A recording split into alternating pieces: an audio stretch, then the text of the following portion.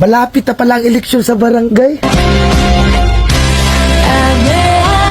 Marami na naman tayo makakasalubong na tao na bigla ka na lang ngingitian kapag nakita ka sa daanan. Yung suplado at hindi mo malapitan yung may problema ka. Tapos ngayon, sila na yung unang maglalambing sa'yo at babatiin ka. Wow!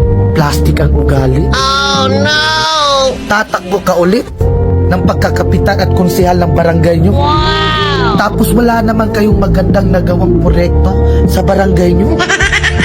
Mahiya naman kayo. Tapos magtatanong kayo kung ilang buntante sa isang bahay.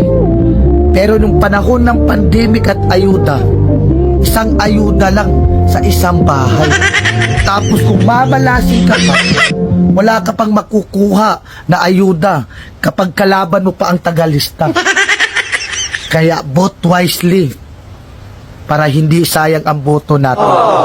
Tandaan nyo, sa ating boto, nakasalalay ang panalo ng isang kandidato. Wow! Kung may magtatangka sa'yo magbigay ng pera, sabihin mo, minimum 1,000.